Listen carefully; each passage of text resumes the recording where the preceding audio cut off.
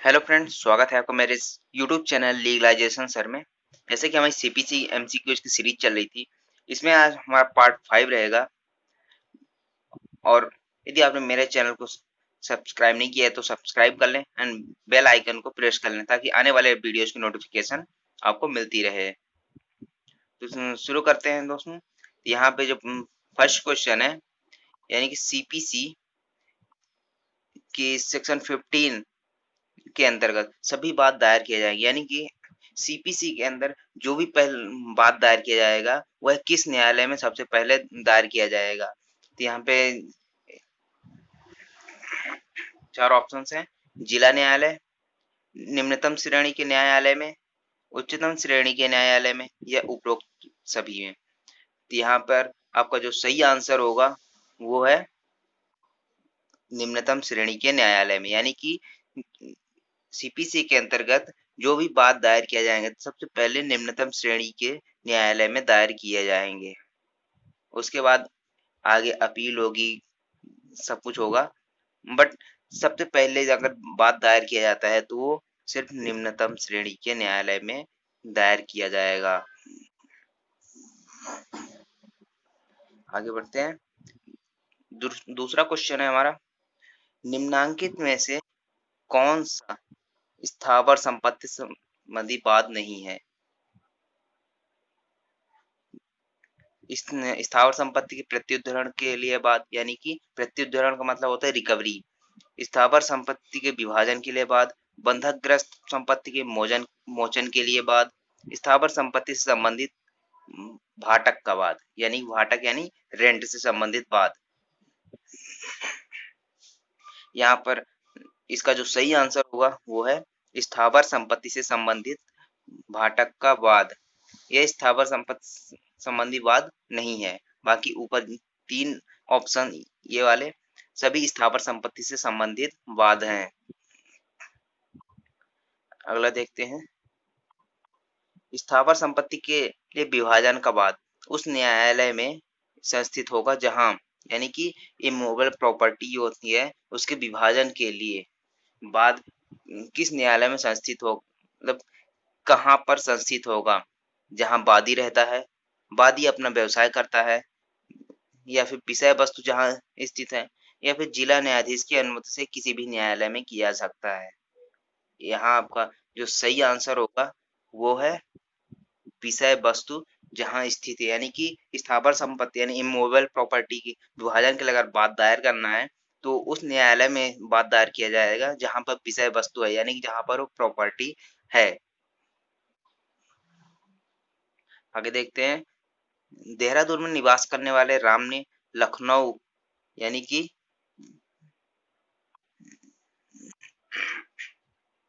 राम ने लखनऊ में श्याम को पीटता है। राम जो है वो लखनऊ में जाके श्याम को पीट देता है, तो वहां पर श्याम जो है राम पर सिविल प्रक्रिया संहिता के अंतर्गत बात ला सकता है, यानी कि जो श्याम है वो कहाँ पर बात दायर कर सकेगा राम के अगेंस्ट में। तो यहाँ पर देखते हैं ऑप्शन, लखनऊ या देहरादून में, केवल लखनऊ में, केवल देहरादून में, या कहीं भी नहीं। तो यहाँ पर इसका जो सही आंसर होगा वो है लखनऊ या देहरादून में, कहीं मतलब लखनऊ या देहरादून में कहीं भी वो केस दायर कर सकता है। इसके प्रोविजंस सीपीसी में सेक्शन 19 यानी कि सेक्शन 19 में बताया गया है। आगे बढ़ते हैं।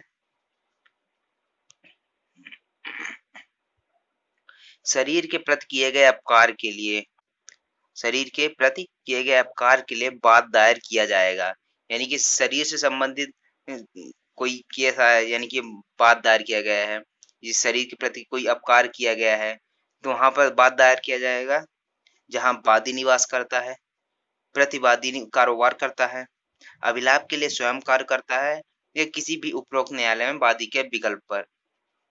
इसका जो सही आंसर होगा वो है किसी भी उपरोक्त न्यायालय में, यानी कि ऊपर दिए गए किसी भी न्यायालय में। ये वादी के ऊपर डिपेंड करता है कि वो कहाँ पर केस लाता है। सो फ्रेंड्स, यदि आपने मेरे पहले का वीडियोस नहीं देखे हैं तो आप मेरे पहले के वीडियोस देख सकते हैं। ऊपर आई बटन पर क्लिक करके आप देख सकते हैं।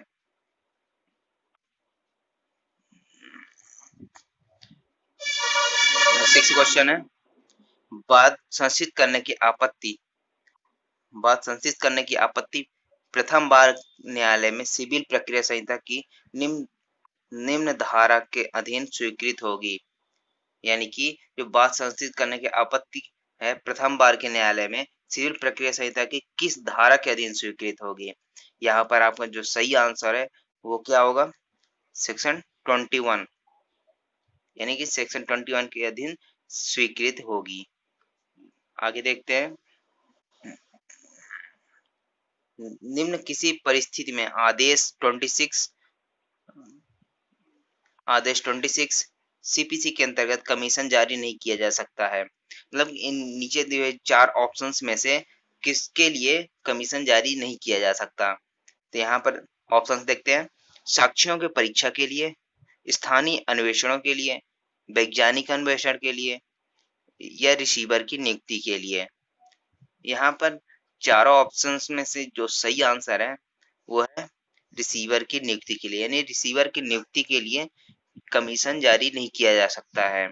और कमीशन से संबंधित प्रावधान सीपीसी में कहा दिए गए हैं, ऑर्डर 26 में और सेक्शन 75 टू 78 में दिया गया है। उसके बाद आगे देखते हैं, सीपीसी की धारा 75 के अधीन, यानी कि सीपीसी सेक्शन 75 के अधीन न्यायालय कमीशन नहीं निकाल सकेगा। यानी कि निम्न में से किसके लिए कमीशन नहीं निकाल सकता।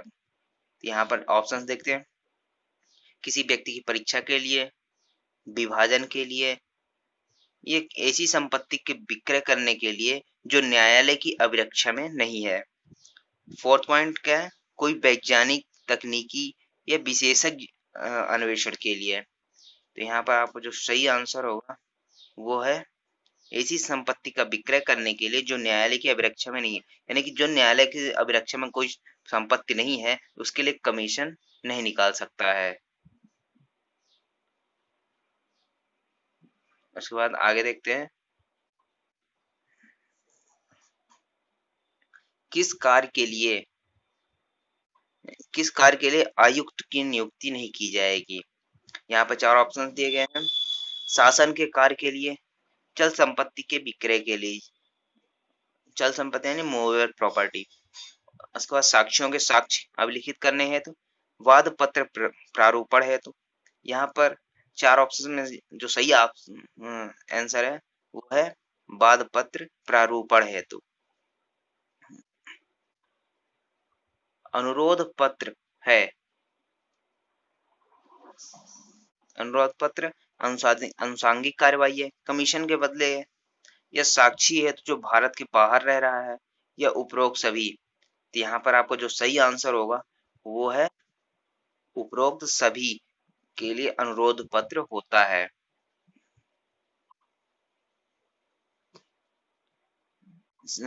आप देखते हैं, राज्य सरकार के विरुद्ध लाए गए वाद में सरकार की तरफ से कौन वाद पत्र पर हस्ताक्षर करेगा। यानी कि यदि राज्य सरकार के विरुद्ध कोई वाद दायर किया जाता है राज्य सरकार के अगेंस्ट, तो सरकार की तरफ से वाद पत्र पर हस्ताक्षर किसके होंगे।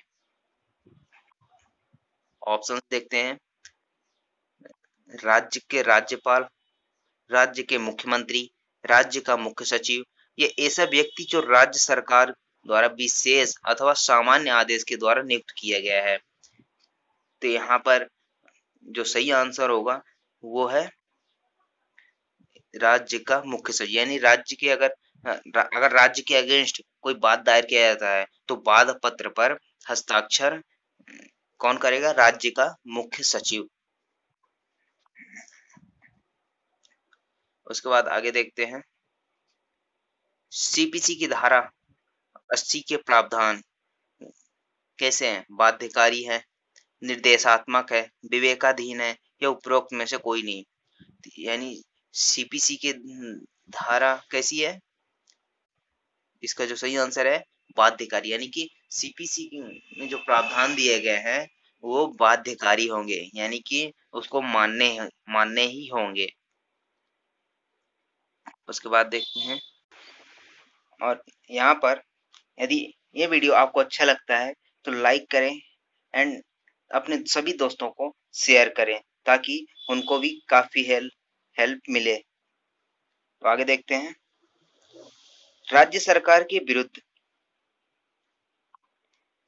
राज्य सरकार के विरुद्ध कोई कौन उसका अभिकर्ता होगा, यानी कि राज्य सरकार के विरुद्ध कोई बात होता है, बात दायर करते हैं, तो उसका अभिकर्ता कौन होगा, एजेंट के रूप में कौन आएगा वहां पर राज्य सरकार के विरुद्ध।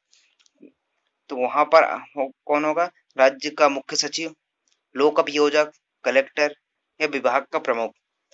तो यहाँ पर चार ऑप्शन में कौन सही होगा, तो यहाँ पर आपको जो सही आंसर होगा वो है कलेक्टर, यानी कि राज्य सरकार के अभिकर्ता के रूप में कौन होगा, कलेक्टर होगा।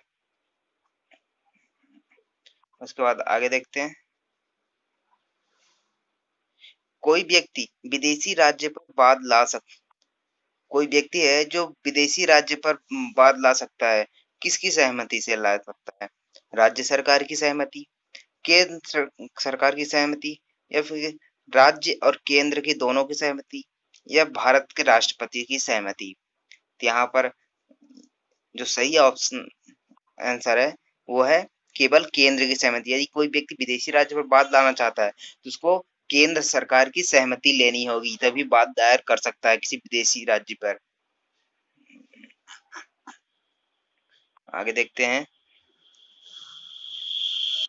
अंतरावाची वाद से संबंधित प्रावधान निहित है, यानी कि जो अंतरावाची है वह सीपीसी में कहाँ बताया गया है, सीपीसी में इसका प्रावधान कहाँ पर है। तो इन चार ऑप्शंस देखते हैं। सीपीसी के आदेश 36 में, सीपीसी की धारा 88 में, सीपीसी के आदेश 35 में, ए एवं बी दोनों सही है, सॉरी बी और सी दोनों सही है। तो यहाँ पर जो सही आंसर होगा वो है दान नंबर, यानी कि बा और सा दोनों सही है। बा सा यानी कि धारा 88 में दिया गया प्रावधान, उसके बाद ऑर्डर 35 में इसके प्रावधान दिए गए हैं। आगे देखते हैं। यह कि अंतरायवाची वाद एक वाद है, अंतरायवाची वाद एक वाद है, किसके बीच होता है ये, जो अंतरायवाची वाद है वो किनके बीच का संबंध है। तो यहाँ पर देखते हैं, दो अधिवक्ताओं के मध्य है, संघ सरकार के अधिवक्ता और राज्य सरकार के अधिवक्ता के मध्य है, ऐसे व्यक्ति द्वारा संस्थित वाद जो वाद की विषय वस्तु से स्वयं कोई हित न रखता हो, यानी कि ऐसे व्यक्ति द्वारा संस्थित किया जाए जो उसमें उसका हित कोई कुछ ना हो। उसके बाद देखते हैं, ऐसे व्यक्ति द्वारा संस्थित वाद जो विषय वस्तु में स्वयं रहित रखता हो, यानी कि ऐसे व्यक्ति द्वारा कोई वाद संस्थित किया जाता है जिसका उस विषय वस्तु में स्वयं हित हो। तो यहाँ पर इसका जो सही आंसर होगा वो है ऐसे व्यक्ति द्वारा संस्थित वाद जो वाद की विषय वस्तु में स्वयं कोई हित न रखता हो, वहां पर ये अंतरायवाची वाद कहलाता है। आगे देखते हैं। निम्न में से कौन सी धारा निम्न में से कौन सी धारा सीपीसी के संशोधन अधिनियम 1999 के द्वारा जोड़ी गई, ऐसी कौन सी धारा है जो 1999 के संशोधन द्वारा जोड़ी गई थी। यहाँ पर ऑप्शंस देखते हैं। Section 87, section 88, section 89, section 90। यहाँ पर जो सही आंसर है वो आप कमेंट बॉक्स में कमेंट करके बता सकते हैं।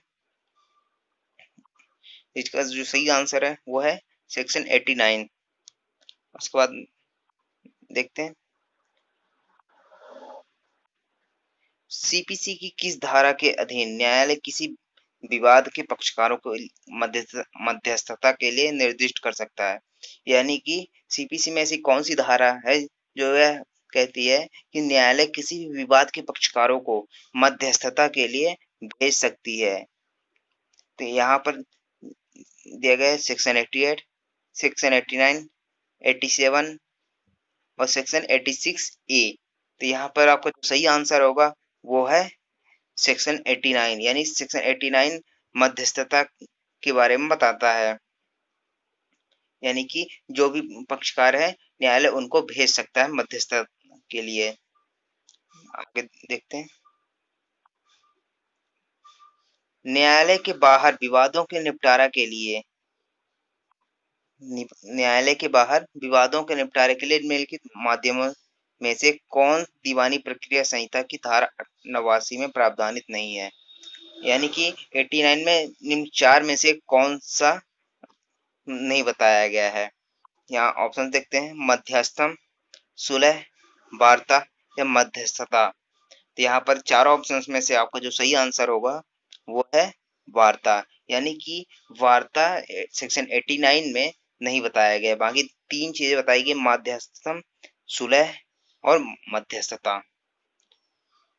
उसके बाद आगे देखते हैं। लोकपूर्त के लिए वाद किस धारा के तहत लाया जाता है?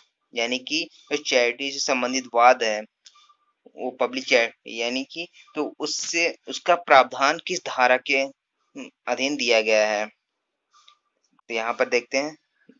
Section 92 of CPC, 41, section 100, section 105।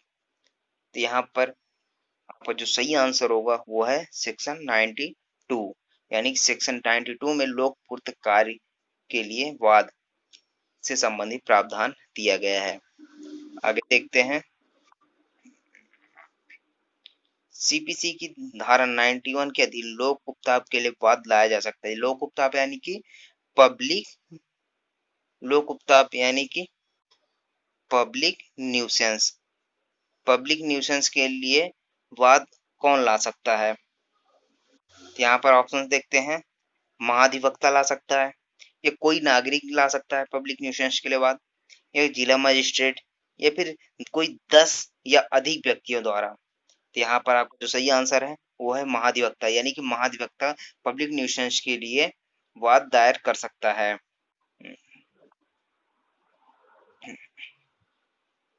Thanks for watching legalisation and subscribe to my channel and press the bell icon, ताकि आपको आने वाली वीडियोस की नोटिफिकेशन मिलती रहे। Thank you so much for watching this video.